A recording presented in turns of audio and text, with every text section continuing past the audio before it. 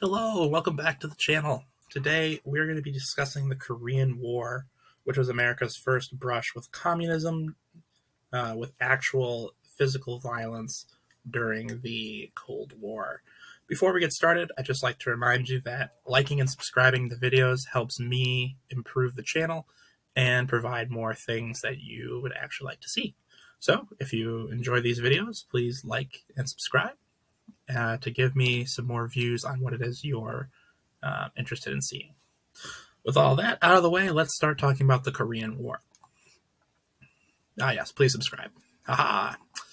So, what was the Korean War? Well, it was a conflict that was a part of the Cold War, and it was a conflict mainly fought between American troops and their UN allies versus North Korean forces supported by Communist China and the Soviet Union. The Korean War lasted roughly 4-ish years and was the first open conflict of the Cold War. It began when North Korean forces, backed by the Soviets and China, invaded the southern half of Korea. The United Nations, mostly led by American forces, believed that containing was the answer to communism, and so they swarmed into the Korean peninsula to stop the spread of communism, which they all thought was wrong. So let's talk a little bit about the course of the conflict. The war started because of this disagreement between the two new Korean states. After World War II, Korea was split in half, the northern half under the control of communists, and the southern half under the control of not communists. They weren't necessarily democratic, but they were not communist. And that was an agreement that was forged between the Soviet Union and the United States when the war ended. In 1948, North Korea began to fund and arm insurgents in South Korea and tried to fight the South Korean government to start trouble. To support these insurgents, North Korea eventually would secretly send troops south to aid and train these guerrilla fighters. Although these skirmishes were going on for a while, it wasn't until 1950 that Stalin, the leader of the USSR, thought the war was actually winnable and began to support North Korea in full. The conditions were better for North Koreans at this point because the United States had actually withdrawn their troops from South Korea because they didn't think they needed to be there anymore. The Chinese Civil War had ended in a communist victory, so there was a very powerful ally close to Korea that could help. And the Soviets had finally created a working atomic bomb, making them an equal party to the United States on the global stage. So in 1950, the USSR and China pledged to support North Korean troops, and the Korean War would soon begin. China pledged reinforcements if needed, and the USSR only pledged financial support since they didn't wish to openly fight the United States. In June of 1950, North Korean forces crossed the 38th parallel and invaded South Korea, and Russian generals were sent to advise the North Korean forces, while the American military and CIA were advising South Korea. Here are all the belligerents in the conflict, and as you can see, South Korea's allies were numerous as the United Nations officially intervened on their behalf, gaining troops from all across their membership. Meanwhile, North Korea had themselves and then China and the Soviet Union backing them, although those are some pretty big backers. Like earlier mentioned, the Korean War lasted from 1950 until 1953, and the war was heavily observed by both the USSR and the United States. The fighting would move back and forth along the peninsula in an attempt to subdue the other Koreas, and the conflict did end up ending in a stalemate, and technically the conflict has never ended. There's never been a peace treaty signed in the Korean War. But if you look down at this map here, you can see that in September of 1950, the North Korean forces had made it all the way down to this bottom part and had the Americans and South Koreans jammed in here. And then by November of 1950, they were all the way up here. And then we ended up back along this line at the end. So at the beginning, the conflict began with this heavily armed and well-led North Korean troops storming down the peninsula, facing very little American troops brought in from Japan and the South Korean military. The South Korean and American resistance was very limited since they didn't have the correct weapons to destroy North Korean tanks. And so a perimeter was set up near Pusan where the Americans and South Koreans could hold off the North Korean aggressors until reinforcements could arrive. In September of 1950, the UN forces led by American General MacArthur attacked Incheon near Seoul amphibiously, and this assault was 100 miles behind enemy lines, and it confused the North Koreans who had no air or sea support. The battle and preceding bombardment destroyed the city of Incheon, leaving it in tatters, but it allowed the Americans and the UN forces to break through. Following that attack, American forces were able to break out of their perimeter and meet up with the forces that were further north from the attack earlier. The USSR and China advised North Korea to fall back and defend Seoul, but China was not given all the information, and so they were not able to successfully plan the defense of that city. Within 2 weeks, UN forces had recaptured Seoul, and the North Korean army in the area disintegrated. Only 30,000 of the original, much larger force made it back to North Korean lines, and all their tanks and artillery were destroyed or captured. From there, the UN forces had reached the 38th parallel by October, just a month later, and began moving into North Korea. MacArthur was given the directive that he should defeat the North Koreans as fully as possible, and, if possible, unite the Koreas under South Korean leadership. The second objective was tied to Chinese and Soviet intervention. So basically, he was told, you should try to defeat the North Koreans as much as possible, and you should try to unite the whole peninsula under South Korean leadership. However, if China and USSR intervene, you should stop.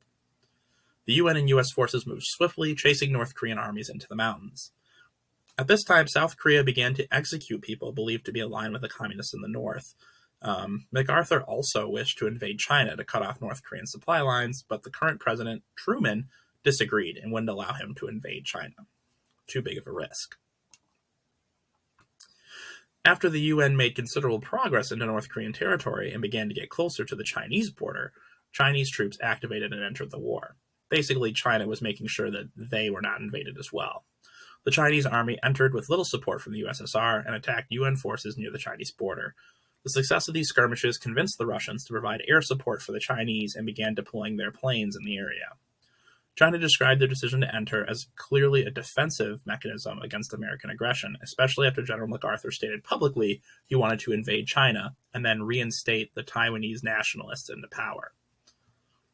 So really, he was antagonizing China. After a few quick Chinese victories, the Chinese wished to go for a complete victory and eliminate any U.S. forces in Korea, uniting the peninsula under communist leadership instead. Battles occurred around the 38th parallel for the following 6 months, as Chinese and UN forces skirmished, trying to gain the upper hand. In April of 1951, General MacArthur was then relieved from duty by President Truman for 3 reasons.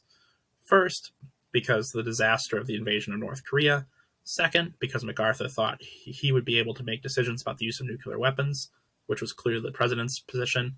And finally, MacArthur refused to accept that invading China was a bad idea. During this time, the battle lines would change constantly, but really stayed close to that parallel. After that, the next 2 years were basically just a stalemate where little territory was gained by both sides. Imagine World War I, where the line never really shifts. Heavy shelling and bombing at the border continued, with UN forces firing almost 6 times more shells than the Chinese. The most prominent battles during this time were the Battle of Bloody Ridge, the Battle of Heartbreak Ridge, and the Battle of the Hook. Lots of ridges in this war. Despite China's difficulties supplying their troops, the war would drag on. Finally, the Korean War would end in a stalemate at roughly the same border the conflict began in. Negotiations to end the conflict stalled for years because North Korean and Chinese soldiers refused to be repatriated back home in exchange for UN prisoners of war. Basically, we would capture these people who were North Korean and Chinese soldiers, and then part of the agreements was we were going to send them back to China and North Korea, but these prisoners said they didn't want to go back, which China and North Korea didn't like. The election of the new president, Dwight Eisenhower, and the death of Soviet leader Joseph Stalin pushed China to end the war quicker, as they could not continue without Soviet support. Once the armistice was signed, the UN and communist forces traded their dead so they could be brought back home for burial until the end of 1954. And since 1954, Korea has remained divided and no official peace treaty has been signed. Technically, it's still just an armistice. A demilitarized zone has been built between the two countries, which is filled with landmines and constantly surveyed. So technically, these two countries are still at war. Some things to consider about the Korean War. The Korean War was filled with war crimes and atrocities. Within the first month of the war, 2 massacres carried out by both sides left over 300,000 civilians dead. Many of those killed were suspected political agents or members of opposition political groups. The United States has also been accused of killings during the war as well, oftentimes as a result of bombing campaigns that would target civilian buildings instead of military installations. POWs were often killed by Chinese and North Korean forces, and communist forces were subjected to torture, the removal of limbs, and being publicly executed by the South Koreans. So clearly, not everybody was playing by the rules during this conflict. The most notorious American massacre occurred at the No-Gun-Ri in central South Korea in 1950. American troops feared communist infiltrators were amongst refugee groups trying to get to American lines, so American forces opened fire on the refugees coming towards No-Gun-Ri. They killed 250 to 300 refugees, including women and children. The United States has acknowledged that this killing took place, but denies responsibility, saying the massacre was not deliberate and that they had a justification at the time to do so. This wall right here is marked with bullet holes. So these are all bullet holes from the killing right here. American response to the war was generally positive during the time. American soldiers gladly volunteered to fight and were celebrated upon their return. Like other conflicts, there was some dissent against the war effort, but it was mostly minimal. The response to the Korean War was very different from what the Vietnam War would be a decade or so later. The differences could probably be attributed to the different attitudes about America's role in the world and America's trust in the government to do the right thing.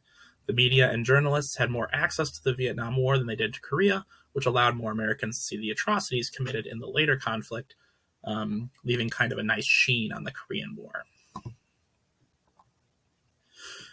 There are lots of war memorials for the Korean War, and all across the world, because as you guys saw, right, there's a very long list of countries that took place.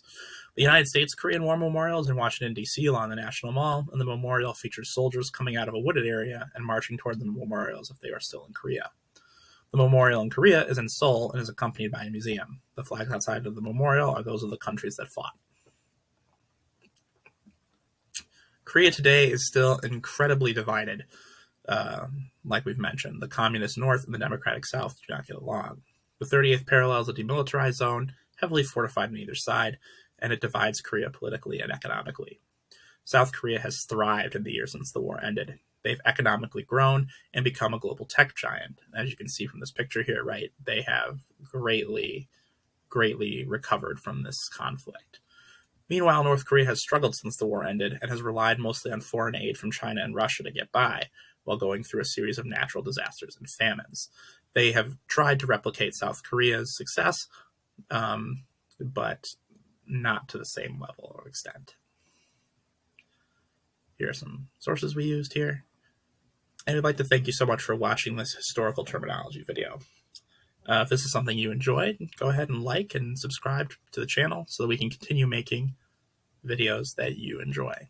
Thanks again for watching, and we'll see you next time. Bye.